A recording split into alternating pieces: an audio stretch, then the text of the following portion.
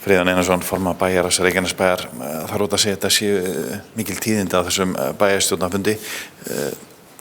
Það verður ekki skipuð fjárhagsstjórn eins og Hvað getur sagt okkur þetta mál? Þetta var bara að koma rétt fyrir fund. Já, þetta búið að vera ótrúlegir sólarhringar.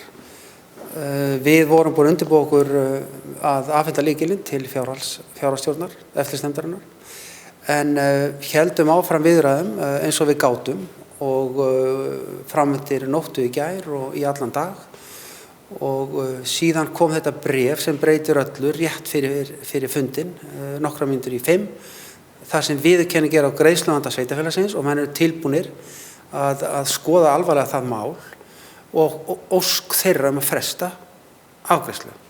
Og við getum ekki hafnað því, þannig að við erum náttúrulega mjög glöð og ánægð með það. Hver ástæðan fyrir þessu breyttu skoðun eða viðhorfi þessar aðila? Ég held lengi vel hafi enginn trúað því að við myndum fara í fjárhaldsnefndina. Þetta er eitthvað sem aldrei hefur gerst á Íslandi og sennilega ekki í Norður-Evrópu og það veit enginn hvað mun gerast. Og þetta var ekkert hótun, við urðum að fara þessu leið og ég býstu því að það hafi gert það að verkum að menn hugsuðu aðeins málið og komið til móts við okkur. Það talaði að þetta séu lífeyrissjóðir. Heldur þeir hafa farið að hugsa sinn gang og telji jafnvel að þetta sé vænni leið fyrir þá úr því að þið fóruð alla þessa leið? Ég held það. Ég held að skynsaði menn hjá lífeyrissjóðunum og við höfum haft mjög gott samband við þá og samstarf og ég á vona því að þeirra mat er það sama okkar að það er betra að semja en ekki.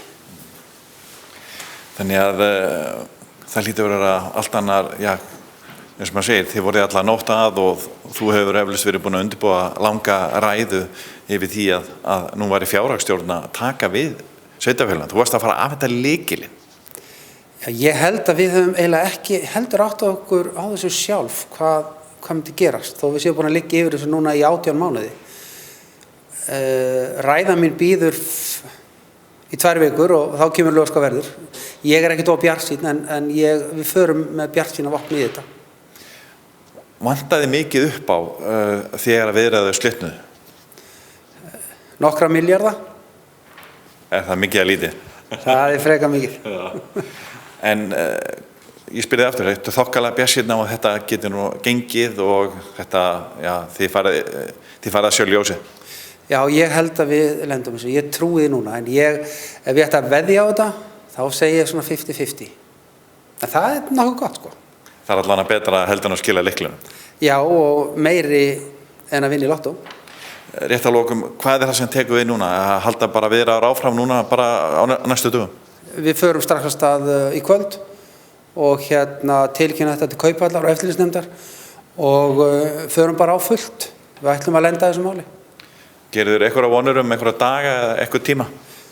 Nei, ég held að á þessum 2 vikum þá sjáum við hvort að þetta sé raunverulegt og þá metum við það þá, sko. Við gefum okkur 2 vikur.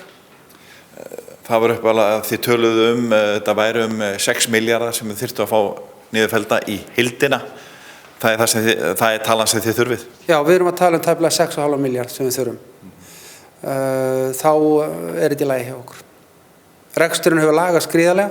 Við erum að leggja þetta fram nýjan ársreikning fyrir síðasta ár og það hefur ekki verið lagður fram svona fínn reikningur í 10 ára. Hvernig hefur fundist, hver hafa viðbrögðin verið undanfarna daga eftir að þið ákváðuð að í rauninni samþykkja á þessum bæjarstjórnarfundi í dag að skila lyklunum? Svona hver hefur umræðan verið svona í bæjarfélaginu? Þetta er surrealist. Ég held að viðbrögðin sem ég fengi svona síðustu 2-3 sólarhringa, það er eins og ég sé einhverju bíómynd í raun og veru. Og við sem erum kannski í miðjun í þessu, við erum kannski ekki alveg upplifað þetta alveg náður rétt, sko.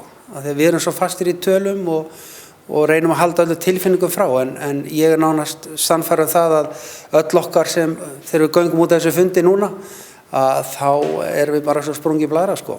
Svo bara förum við af stað.